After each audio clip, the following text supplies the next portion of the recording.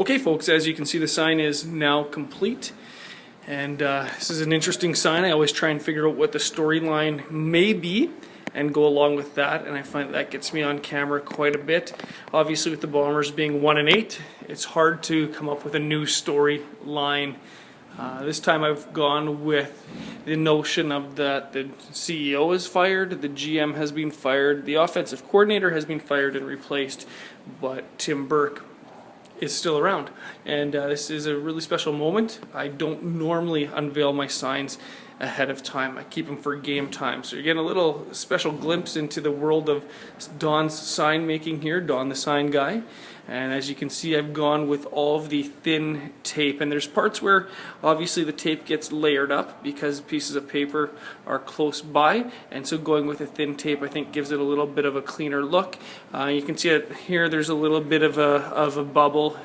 You try and keep those bubbles out of the paper, but it is going to happen, and your sign's going to get beat up a little bit at the game too, but you do try to start with as clean a look as you can. You can see there's some imperfections here, but it really is an art. It's an art and a little bit of a skill to develop, and I've been crafting that skill and that art throughout the seasons. This is the third or fourth season that I've been doing these signs, and so you live and learn a little bit. Now you can see obviously I took off the excess on the top. You want to keep your sign as trim as possible, and this one ends up being a little bit of a bigger sign again because of the banner words on top, so it's a little bit of a taller sign.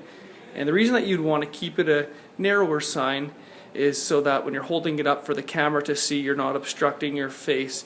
You're going to obstruct the people behind you a little bit, but they're going to be standing up anyways, and you try to pick your moments of holding up the sign when there isn't a big play happening, so maybe in between plays, and certainly at the beginning of the game you hold your sign up so that the TV cameras can see where you are, so that later on in the game they can find you. Now that's giving away a few secrets, but this is an exclusive look here. And you can see that the sign is a little bit wider or taller, sorry, than these other two signs. So I'm going to take this to the game, and we're going to go with Mr. Derek Hamilton and enjoy the Banjo Bowl all dressed up. And that's a little look at how I get prepared with my signs. Thanks for watching. This has been Don the Sign Guy.